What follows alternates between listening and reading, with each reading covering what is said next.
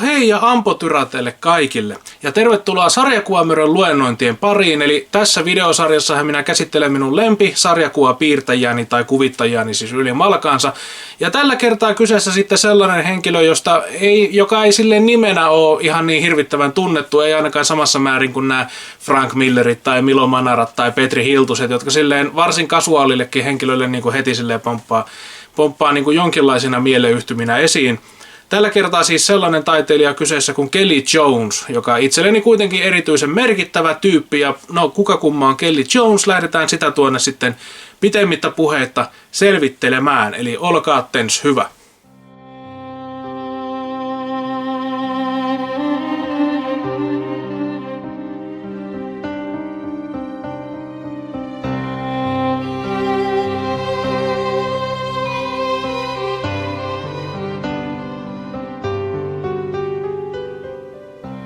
Kelley Jones syntyi Sacramentossa, Kaliforniassa 23. heinäkuuta 1962 ja kasvoi Citrus Heightsissa. Sarjakuvat hän löysi varsin tyypilliseen tapaan, eli asiaan jo vihkiytyneen isoveljensä avustuksella. Before I just read comics, go play baseball, jump in a tree, go swimming, you know? But that's the time where I stopped after I read Swamp Thing and go, who are these guys? And then started hunting down their stuff. And it made me go from just a comic book reader to a comic book fan. And then a slave to my father to do all the chores to buy all the comic books, you know? Yes! Jones on pitänyt myöhemmän yksityiselämänsä visusti omana tietonaan ja se hänelle suotakoon. I can like a vampire pass in the real world. They don't know what I am when I walk by. They don't know this is all there. Don't say Barry Smith if I'm in the grocery store. You'll get a lecture on how great he is. You know, I had a period where people said, well, you never go to shows. You never go to shows. I said, well, I had 2 kids. And they had to be raised and go to school. And they didn't even know, John, they didn't even know I did comics till they were 12 or 13. They didn't think I even had a job. So they probably thought I'm sponging off mom. And I'm just sitting here watching movies all day, listening to music with Frazetta posters everywhere. Outstanding. You know? What a loser. You know, what a loser. And one day, my kid said, my oldest son had said, hey, Dad, we need to go. Can we go do this? And I said, no, I can't right now. I've got to get this work done. The boss is waiting for it. And he goes, wait a minute. You got a job? And he runs out of the room, tells his brother, hey, Dad's got a job. Mutta tiedämme kuitenkin, että ensimmäisen kannustuksensa taidemaailmaan hän sai sarjakuvatapahtumassa tapaamaltaan Marshall Rogersilta 1979.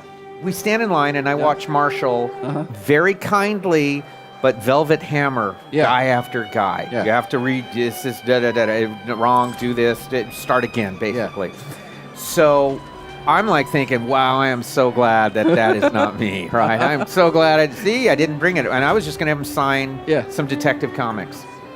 And so my friend pulls out some of the stuff. It isn't even superhero stuff. It's just monsters and stuff like that. And Marshall stops what he's doing, and I'm waiting for it. And I'm ready to strangle my buddy. Etenkin Batmanin kuvittajana tunnettu taiteilija kehui hänen piirroksiaan ja käski jatkamaan, koska vielä jonakin päivänä sinusta voi tulla todella mahtava Batman-piirtäjä. And there was a great Batman page where he's doing all this stuff. It's beautifully designed, beautifully executed, lots of stuff going on. And he started to explain how you do it. And then he went and he drew a little figure. This is how you do it. This is how I think. And at that point he goes, look, I think if you pursue this one day you'll do a very memorable Batman. You can do this. Jonesin taide mahtoi olla jo tuolloin varsin kelvollista, tai sitten Rogers osasi todella vainuta uusia kykyjä, sillä totuuden siemen sattui julistuksen sisältymään. I'm not a trained artist in any way, shape or form. I would describe myself as a fan who got lucky and they hired him, and so I got a front row seat to. I was actually so intimidated when I would go to these Batman meetings or see all these people, because I didn't come there as some kind of peer. I came there as a complete geek fan guy, and I was so intimidated by, for example, Doug Mensch the first time, that I felt I was going to throw up in his car because I was just so nervous. And he says, you look green, what's wrong? And I said, you wrote about everything I ever loved growing up. You know, Master of Kung Fu, Moon Knight, all these things. And then when I met Denny, it was worse because let's go have lunch. And I couldn't hardly eat. I just sat there and I go, that's Denny frickin' O'Neill. I remember reading the Treasury edition of the Ra's al Ghul Denny O'Neill Batman and I remember that. When I'm talking to these guys, that is like, that 12-year-old was just sitting there. Alalle Jones pääsi 80-luvun puolivälin tietämillä piirtämällä lähinnä Marvelin skifimpiä juttuja kuten Rom, Micronauts ja Comet Man. Myös lyhytikäisiä piirrossarja-adaptaatiolehtiä A-Raiders ja Dino Raiders hän pääsi työstämään. And I was under Ralph Macchio, who was a fabulous editor at that time, really, really good editor. So when I would have personal reservations or fear, Ralph would go very Brooklyn Italian and say, I know what I'm talking about. You don't know what you're talking about. I know what I'm talking about. So this is what you do. But what he would do is he'd say, Kelley, one panel a page, make it great, get the rest done. Just get that page done that day or as close to done as you can. And by the end of the month, you'll have a book. There were great ways to think. So when you were drawing, you wouldn't obsess on something you couldn't get right, a perspective point or a figure. You just get it done. He said, trust your inker. Your inker will fix you. I'll get you an inker who will fix you. Because I had said, Ralph, I've drawn, but I haven't really drawn completed page-wise a handful, a couple of dozen maybe. And only then to show that I could ink. I was a kid. I was like 18, 19 when they hired me. Kyseisen yhtiön pahojen hahmojen omien lehtien piirtäminen tuntui kuitenkin vievän Jonesia enemmän itseään kiinnostavaan suuntaan. Hahmot kuten Magneto ja Venom antoivat hänelle tekosyyn kokeilla synkempiä ja todellisuuden rajoja venyttelevämpiä sävyjä sarjakuvasivujen sisällä. Tämä johtikin hänen ensimmäiseen kiinnityksensä kilpailijayhtiö DC:n leiviin. The irony at Marvel was I started as an inker, became a penciler, and then they wouldn't let me ink myself. Mm-hmm. I was always met with that resistance. So when I went to DC, naively, I assumed they would think that too, but they didn't. They said, oh, if you want to ink yourself, go right ahead. That would make our lives easier. We don't have to hunt someone down. Ja vieläpä sen arvostetun aikuisemmalle yleisölle suunnatun Vertigo Offprintin pariin.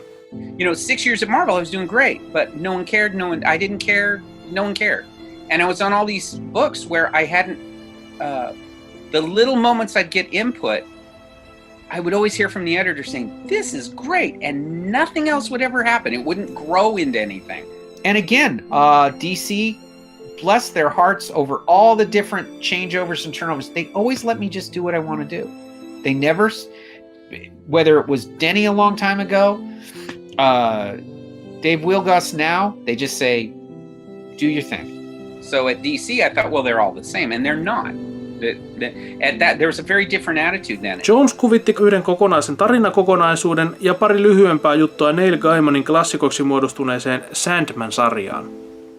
On that story, Dream of a Thousand Cats, I wasn't the first, second, third, or fourth choice for that, but none of the other artists wanted it. I had done one story before, and none of them wanted it, simply because Sandman's really not in it. In fact, he's not in it, which makes it personally as soon as they said nobody wanted it, I didn't care what it was. I said, I'll take it. And they said, well, it's all cats. Do you know how to draw cats? And I said, absolutely, I know how to draw cats. So I had to quickly learn how to draw cats. Sandman went from a cult book to a mainstream success with that issue, because that was the issue you could hand to people. And you didn't have to know Sandman. You didn't have to know anything. You just went, this is what it's kind of about. And man, it is to me, I still think it's one of the great books ever, single issue of anything ever written. And I'm just glad I got to hang on, and I'm glad I'm glad that natural competition in me said, take it. Siitä olikin sitten lyhyt matka jo mainitun Batmanin pariin, ja tämä hahmo tulisikin muodostamaan Jonesin uran häneen yhdistetyimmän, myös leijonan osan sen sisällöstä itselleen hamuavan kontribuution. Jonesin hitusen erikoista tyyliä kokeiltiinkin ensin virallisen DC-universumin tapahtumista riippumattomissa Elseworld-storeissa, mutta hahmon virallista nimikkolehteäkin tämä pääsi lopulta kuvittamaan numerosta 515 alkaen vuonna 1995. And what happened was, in 3 years, I had a massive body of work. and a reputation. And I knew how to handle the fear of an encroaching deadline. I knew to get over, I had to be in the mood. There's no moods for this. It is, you're being fired upon. What they felt was the longer you spent with a character, the more magic may happen with you and that character.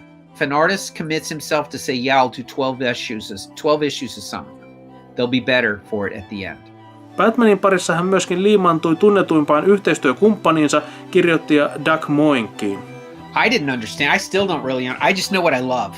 And Doug understood it. Doug understood the tempos and the meter and the all the nuts and bolts. And if he's going to have all these different Batmobiles, make sure they still have all the intrinsic coolness of what a Batmobile should be. Jonesin muista huomionarvoisista tuotoksista voidaan nostaa esiin Alien, Zombie World ja 13th Sun-sarjakuva Dark Horse Comicsille sekä The Crusaders ja Deadman DClle. They didn't know I wanted to do horror at DC. When I came over to DC, they just hired me as a hired gun. And so it was a coincidence that they gave it to me. And the first day, I tried to draw it the way he had always been, and it just wasn't working. And I remember, I think, well, I'm stressing too much over this because I was so excited to get a horror story. And a really good one by Mike Baron. It was very different. So I go to bed, I get up in the morning, and I realize I really hate it. I just looked at it and I went, this is just terrible what I'm doing. So I chucked it. It was something that I absolutely wanted to be fired for what I was going to put on paper. It was, if nothing else, this was it. Because I was so convinced at that point, I'd missed my time. I should have been in the late 60s and in the 70s artist, not now. All the stuff that influenced me had went away. And so I that had made me angry.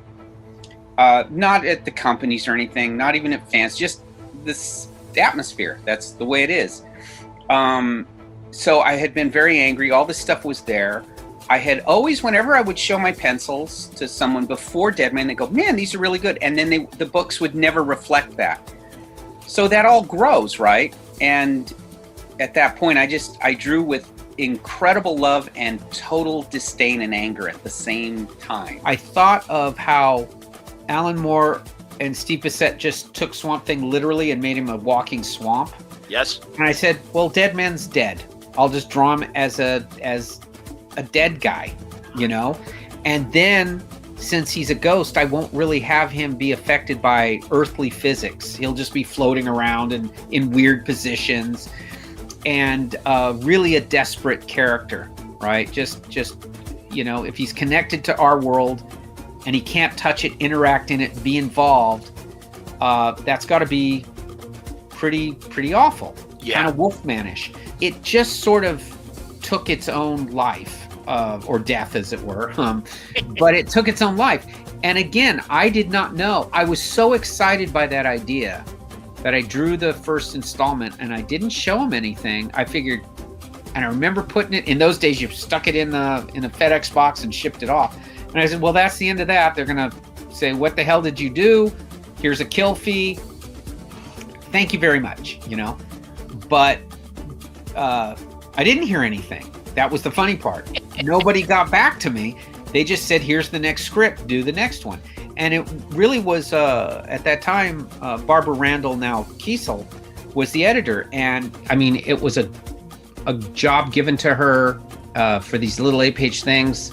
8-page thing, what do you care? You're off, I want to edit. She's editing Wonder Woman and everything. So that's the real stuff. So, okay, fine, go do it. And if you showed any interest or inclination or initiative, fine. It's very much like the mafia. If you can bring something in, okay. And so that I was earning. She got a hold of me about some kind of, deadline thing or whatever. And I said, hey, I'm not looking for compliments. Just what do you think? It's a different thing. What do you think? And she goes, hey, this is not anything I would buy. Yeah. This is not anything I would be interested in personally, but it is something I know will sell. And you go further. That's their highest compliment, it is. By the way. You want that. Yeah. And all she said is go further, push it. I'll tell you when to stop. Because I was saying, are you sure? She goes, Yeah. you go. Yeah. I'll tell you when to stop. But this, she goes, all I'm telling you is for a little 8-page backup, I'm having people come in and get Xeroxes of this. And they're major people. That is more energetic than the editor loving everything you're doing. Myös Conania on Jones päässyt kuvittamaan. Tämän tästä hän on kuitenkin aina loikannut takaisin Gothamiin ilmiselvästi rakkaan viittaritarinsa varjoisan hämyiseen maailmaan. Did an Aliens thing for them, and then I did a Venom thing for Marvel. I think I did a Magneto one too. I did my series for myself. I would do just jump around because it is good to keep it all juiced. Sure. And then I would return to the Batman stuff, or even while I was doing Batman, with that energy in place.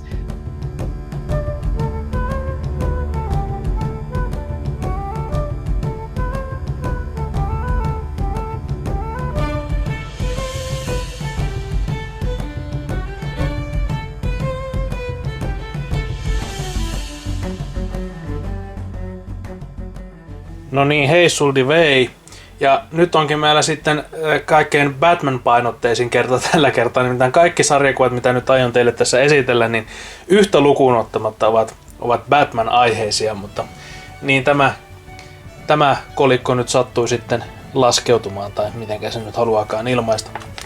Mutta joo, ensi kertaa törmäsin siis Kelley Jonesin taiteeseen ihan pikkukyläni, pikkusynnynkyläni, lapsuus ja nuoruus kyläni niin paikallisessa K-marketissa lehtihyllyllä silloin niinä kauniina aikoina, kun siellä sellaisistakin paikoista saattoi sarjakuvaa vielä löytää ja kaiken näköisiin jännittäviin yllätyksiin törmätä. Ja mikä sieltä olisikaan iskenyt, ellei Vampyyri Batman. Ei tietenkään tämä nimenomainen opus, tämähän on kuten huomaatte englanninkielinen trade paperback ja niin poispäin. Mutta että mielestäni, ettei siinä peräti olisi ollut jopa tämä sama kansi, nimittäin se ei ollut se ensimmäinen, siis tässä opuksessa on 3 näitä Vampyyri Batman, niin kuin tämmönen Vampyyri Batman trilogia koottu niin kuin yksin kansiin.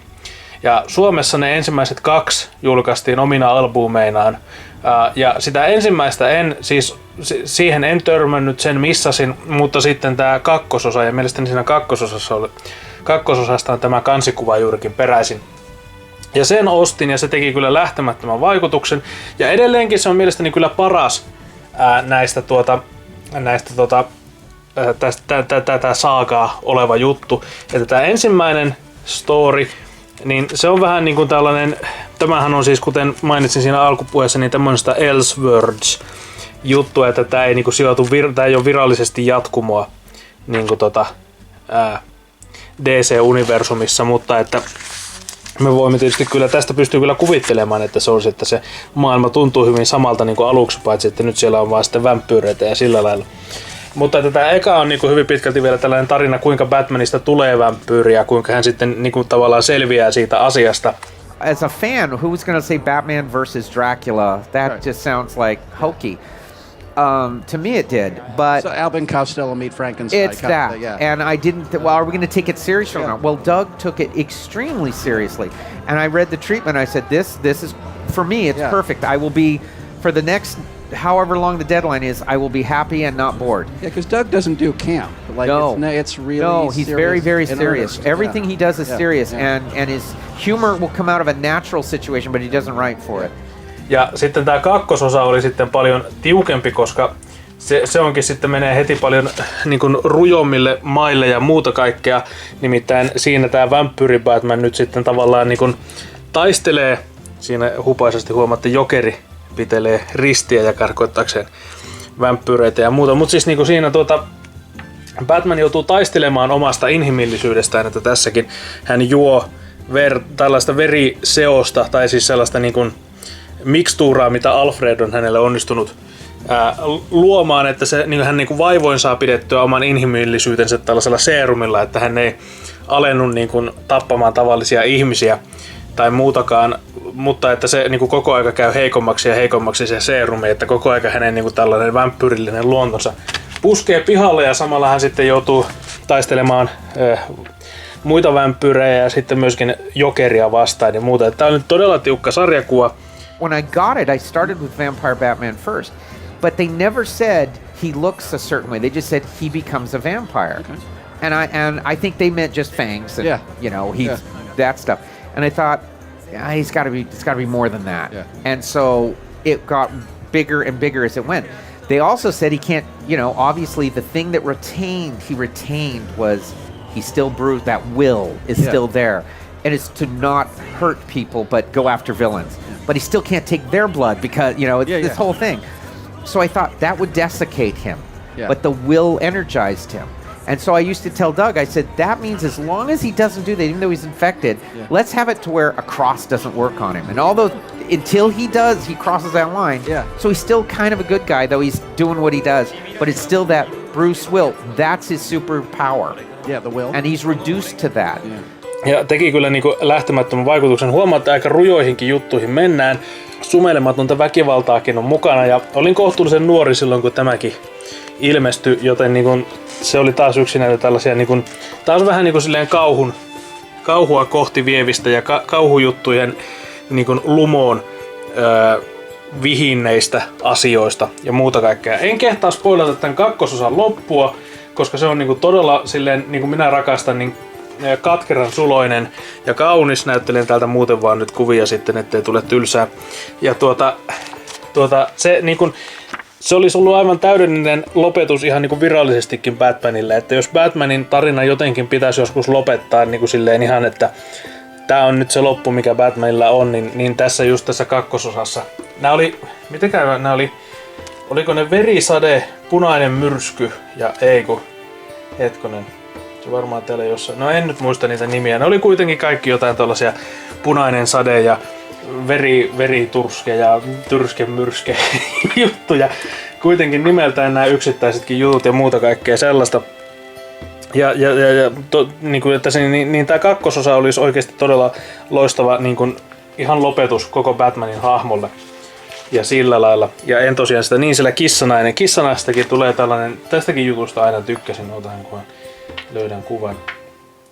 Kissanaista tulee kanssa tällainen vähän niin kuin kirjaimellisempi kissapeto, vähän niin kuin ihmissusien tai muiden tällaisten niin kuin, hengessä ja sillä lailla.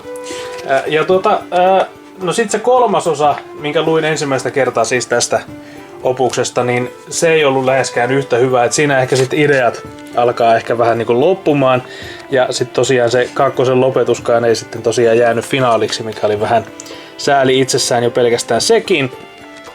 Mutta ei tämäkään kauhea ollut tai huono, että kyllä minä tästäkin dikkailin. Mutta etenkin siis lähinnä just koska tämä Kelly Jonesin kuvitus on itselleni niin mieleen ja sillä lailla. Mutta että sellainen, se oli siis ensimmäinen, siis se kakkososa tästä, keskimmäinen osa tästä oli se ensimmäinen Kelly Jones homma, mitä minä ikinä näin. Every once in a while when he does go that little bit, that's a great drama moment. Right. But, and then it would be how do the villains deal with that? How do they deal? But I always thought that was it was a 101. Yeah. Maybe they can do it now. They do Black Label. Maybe they can. No se oli aika lailla samoihin aikoihin, ehkä vuotta myöhemmin tai jotenkin sinne päin, niin julkaistiin sitten toinenkin tällainen kiva, about 100-sivuinen Batman-spesiaali. Sitäkään minulla ei enää ole, koska olen hommannut sitten tällaisen niteen, mihin sisältyvät ne samat tarinat. Siinä siis 4 tarinaa oli sisällä.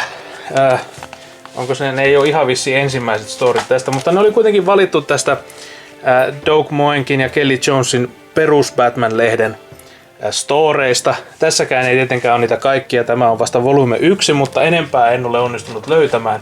Huomaatte, että tällaisena komiana niin kuin lisäkannellisena pahvikansi lätyskeenä sitten julkaistu näin. Pitäisikin katsoa joskus taas, että löytyisikö lisää näitä. Yritän löytää täältä vaan ne storit, mihin juuri silloin ensimmäistä kertaa tutustuin.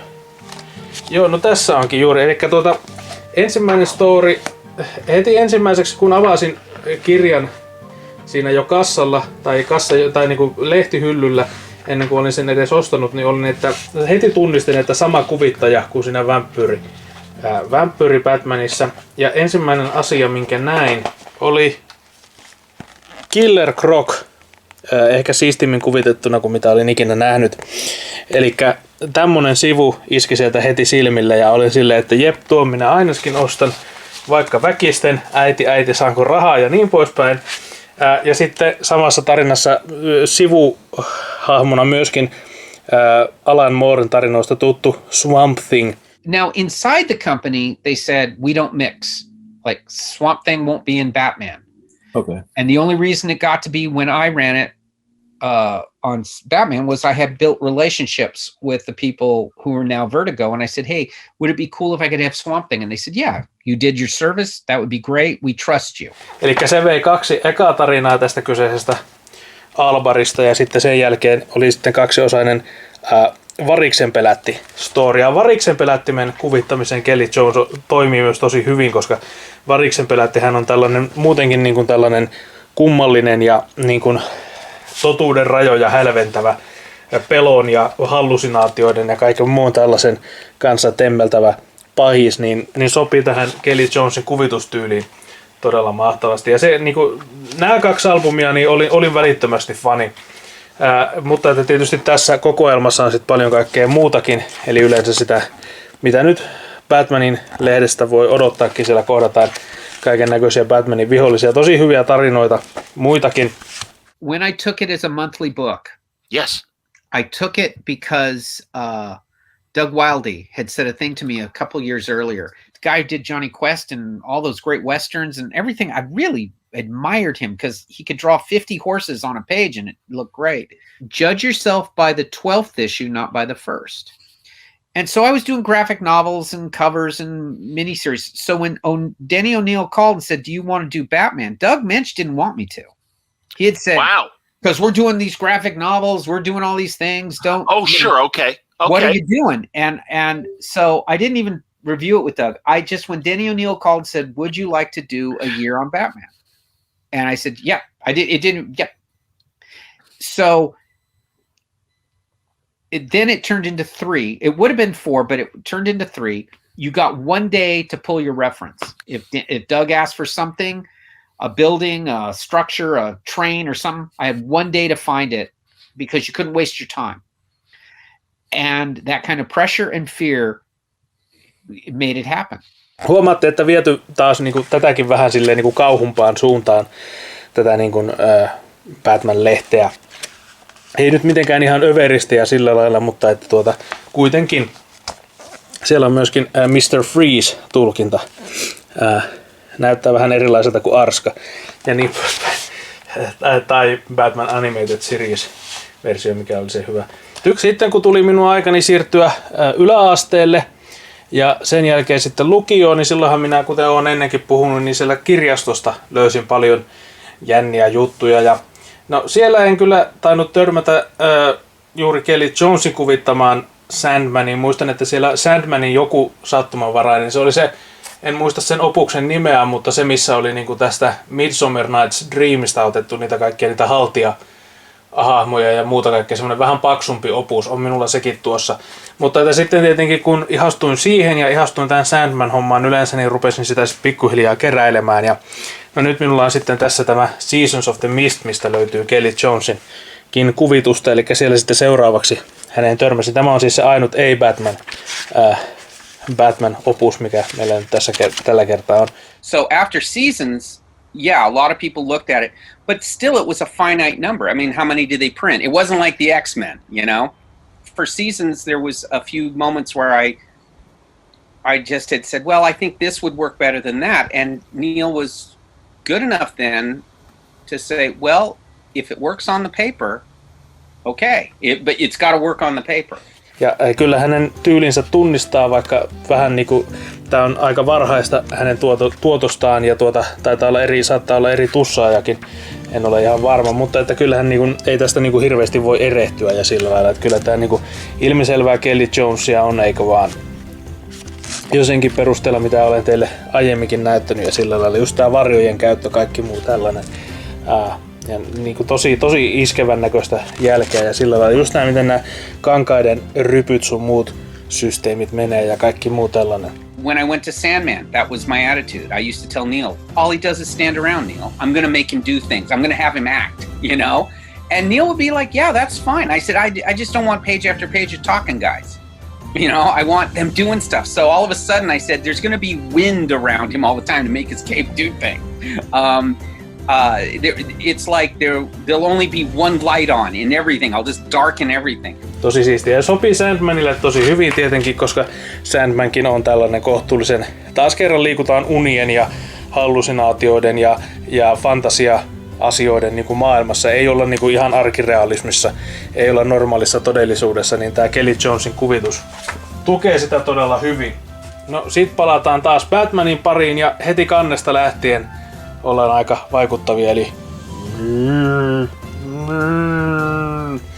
Batman Haunted Gotham. Ja tämäkin on taas joku vähän Elseworlds-tyyppinen juttu, että tässä on jotain kummituksia nyt sitten Gothamissa pyörii. No siellä on heti ihmisutta jo heti alusta saakka ja muuta, että selkeästi nämä kauhufibat on hänelläkin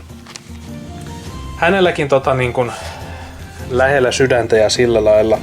When I came to Batman, I didn't want him to be Captain America in a cape, and I didn't want him in daylight, and I didn't because he's a regular. They kept telling me, "Well, he's a regular guy." I said, "Yeah, but he, you know, anyone." He's not that regular. Yeah, he's not. So at that point, I said, "But the thing he does is fear, and I don't see that in these." Remember, he breaks every one of your civil rights, every one of your constitutional rights, every one of all of your rights. He breaks them all, and you still go to jail because he's so good at what he does. He's convinced Gordon to say, "Yeah, we don't need that Fourth Amendment. Off to the jail you go." I don't think of it like if I were Batman. I always think, well, what if he came after me? Right. What would I be afraid of? Well, the thing that works is he's in the room with you for 10 minutes before you know it. Yeah. Right? When you're up to whatever you're doing. I didn't see him having romance. I didn't see him anything like that. He was frickin' from hell. He doesn't go on long diatribes. It, like I said, it's like, don't do it.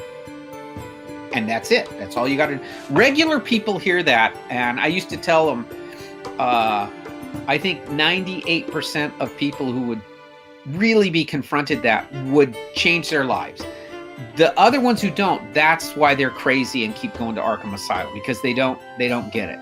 Kaiken maailman piruja ja mörköjä pyörii joka paikassa ja muuta kaikkea sellaista. Mutta niin kuin Batmanin kyllä ehdottomasti tunnistaa Batmaniksi ja sillä lailla jotain maagisia asioitakin sillä näkyypi olevan. Toki magiahan nyt on ihan normaali osa DC-universumia, kun on kaikki nämä satannat sun muut kaikki vastaavat. Koko se Dark GLA-homma ja muu kaikki tällainen. Mutta kuitenkin tässä se on ehkä vähän tällaista arkaisempaa tai mitenkä sitä nyt sitten nimittäisikään. Ja sitten vielä sokerina pohjalla vielä viimeinen Batman-hommeli, mikä minulta häneltä löytyy. Ja itse asiassa tehän olette, jos olette seuranneet kanavaani pitempään, niin olette nähneet minun ihan tuoreeltaan tästä sössöttävän, kun en ollut tätä vielä lukenut, kun ostin tämän fantasiapeleiltä sen yhden kesäkierrokseni, mikä oli vähän niin kuin olevinaan matkavlogi, vaikka lähinnä se oli vaan meikäläinen niin kuin pyörimässä kaupoissa ja ostelemassa asioita. Vähän sen kävin siinä muodon vuoksi katsomassa HR Gigerin veistosta ja muuta, mutta että sillä reissullahan minä ostin tämän. Ja ainut syy, minkä takia tämä nyt sitten tarrasin, oli se, että se on Kelley Jonesin kuvittama. Ja Kelley Jones on yksi minun lemppari Batman-kuvittajista ja sarjakuvapiirteistä yli malkaansa. Siinä mietinkin, että onko tämä uutta vai vanhaa Kelley Jonesia ja muuta. Mutta että on tosiaan, tämä oli uudempi albumi, että hän mielellään palailee aina Batmanin pariin. Ja tässäkin sitten saapunut. Ja taas kerran meillä on variksen pelätti, mikä on kyllä niin kuin aivan erinomaisen. Siis tuskin kukaan sopii variksen pelätin piirtäjäksi paremmin kuin Kelley Jones minun mielestäni. Ja vaan niin kuin tosi siistiä matskua ja sillä lailla. Ja Batman on Batman-merkkien seassa ja sillä lailla. I remember that I was very pleased that it sold really well because it was not a Batman anyone needed. It wasn't like it's part of something. It has this thing going on that connects to 15 other books. It was just its own thing. If you didn't want it, you weren't going to miss anything. If you thought, oh God, but if you bought it and didn't want to buy everything else, you could dig it. Eli siis niinku tosi, niinku kuten varmasti olette huomanneetkin, niin tavallisesta poikkeavaa jälkeä, mutta ainakin itseäni aivan erityisen paljon miellyttävää sellaista. Ja mielelläni näkisin lisääkin just niitä juttuja, mitä tuossa alussakin tuli mainittua, mitä minulla ei ole. Mielelläni näkisin, mutta kuten sanoin, hän ei ole ihan niin hirveän tunnettu tyyppi sitten ehkä, että vähän silleen joskus huonosti löytyy tai sillä lailla, mutta että aina kun tulee vastaan, niin on ainakin kiinnostunut heti alusta pitäen ja sillä lailla.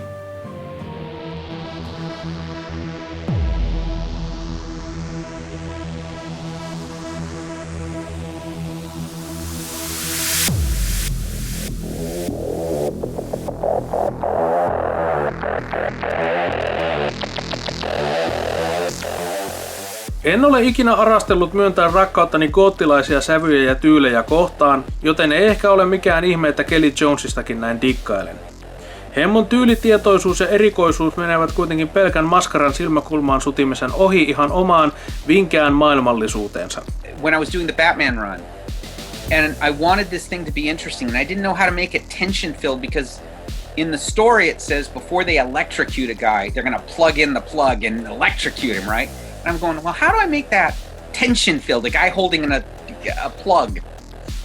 And I tried it, and it didn't work. And I get away from it. I just go, all right. I go to McDonald's and I get a hamburger and a cup of coffee, and I just sit there and go, this is throwing me. This should not throw me.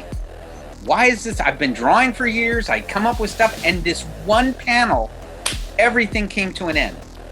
And then it hit me. It hit me. I go, so I made the angle of the shot for that panel from inside the wall plug to before it's plugged in, right? So you're looking out. And I remember I just did these two slots, and you could see the guy holding it and the plug in the other, and it stopped people. One time they said he's climbing up a wall, and rather than the outside of the wall, I thought, how about the inside of the wall? And you have someone brushing their teeth, and he's right outside climbing up. I think no more about it, right? I think no more. I turn it in, I solve the problem, I think it's great. Who cares? It's one panel. If I would have done it, nobody would have said anything if I did it straight, right? But I had a number of other guys in the bullpen there at DC call me about that. Where did that come from? What movie did you see that in? Tässähän onkin mielestäni kuin sarjakuvamaailman visio nuoresta Tim Burtonista. Molemmilla on Batman-kytköksensä ja molemmat osaavat luoda visuaalisesti kiehtovia, uskomattoman omalla tavallaan eläväisiä sekä arkeologiikkaa sopivasti venyttäviä maailmoja, jossa synkeä ilmaisu on paljon muutakin kuin pelkkä pintasilaus tai maaninen pakkomielle. Hiihtotyypeissä on jopa vähän samaa näköäkin ainakin joissakin kuvissa. It's almost like acting, you know. If anything, it's like acting. Sure.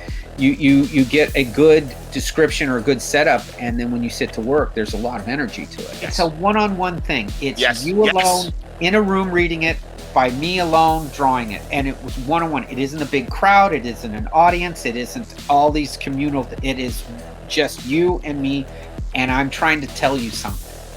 That's it. That's all it is, and that's connection. It's why if someone really loves you or really hates you, I can understand it because you're alone with them. If they do something I disagree with now is they try to be films when they should try to be more like comics.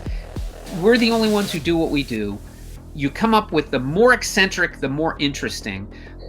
If they're going to make a film out of it, well, the eccentric stuff is what knocks an audience out in a theater. But for us, that's our bread and butter, is to come up with those things. It's not, you know, look, I'm a big fan. Realistic is great, but interesting is far better. Kaikki Batman-fanit eivät kuitenkaan ottaneet Jonesin tyyliä, etenkään hänen siirtyessään vakituisen kuukausilehden kuvittajaksi mitenkään annettuna, vaan joidenkin mielestä hänen näkemyksensä oli liiankin rajoja rikkova. Juuri niistä samoista syistä, joista minä siitä niin kovasti pidän. I'm not big on the rules. I don't believe in the rules. I think the rules are great when you're trying to prove something to get in the door, and then once you get, it's like an actor. Can you ride a horse for this movie about knights? Yes, I can. And then you go that weekend and learn how to ride a horse. Did you want to technically achieve something, or did you want to do something they remember forever? You can do both. Right. But the ideas are the thing. My storytelling, I wanted intentionally different than standard comics because I wanted people to stop and look. Right. And I wanted them to consider it. And I figured if all the information was there, but even if it's in my wonky way, it'll work. People come into this thinking, if I can do this absolutely, the perspective or the anatomy or the whatever right, they don't care. It's not algebra where there's a right answer. What it is intuitive. It is emotional. It is whatever makes someone go, ooh. Jones on todellakin mestari varjojen käytössä. Hän ei kaida niin pikimustaa tussilotrausta kuin hienostunutta viivavarjostustakaan. Inking is, well, that's what everyone sees. But what I do is I try to do just enough penciling so I can finish with the inking and draw a lot with the inking. And that's where I think the life is. For me, I'm not into, I'll see some people's pencils are like very finished and all filled in and all that stuff, and they're beautiful.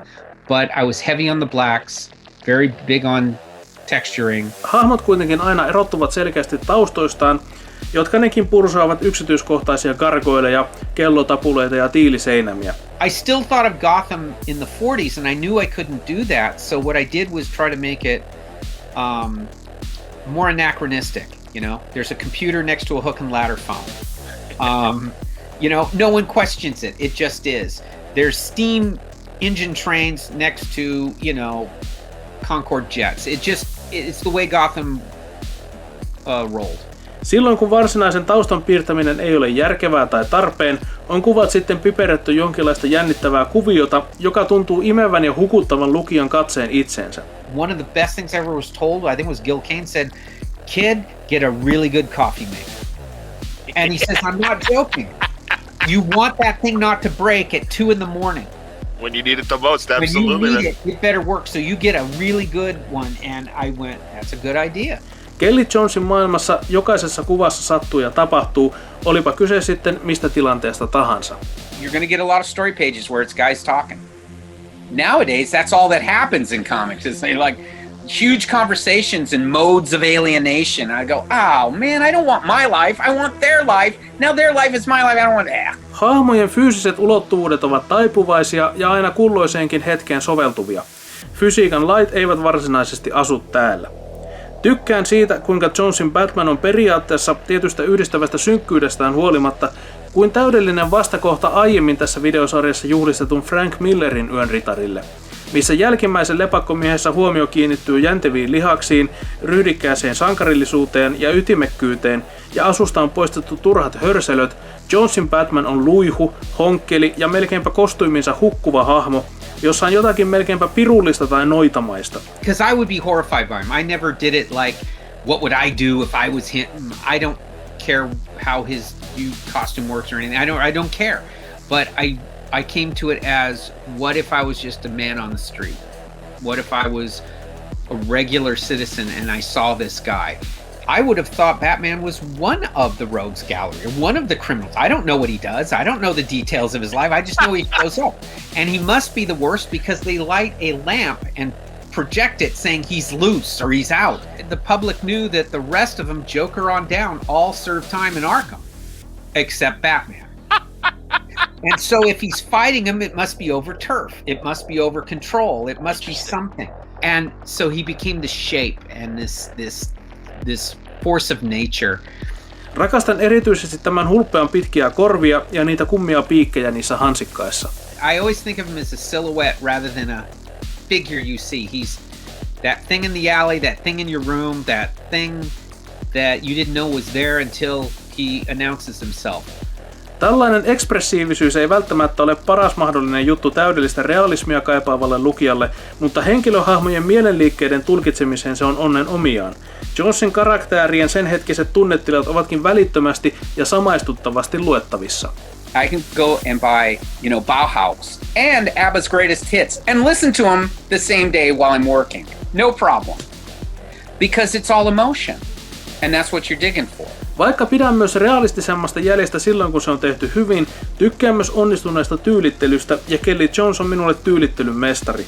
You have to do kind of what Peter Cushing says. You do it sincerely. No matter what the lines are, whatever it is, you do it like you're doing Macbeth. And people will buy it. Jokainen sivu on hätkähdyttävä seikkailu, eikä ikinä uutta aukeamaa esille kääntäessään voi olla aivan varma, mistä itsensä seuraavaksi löytää.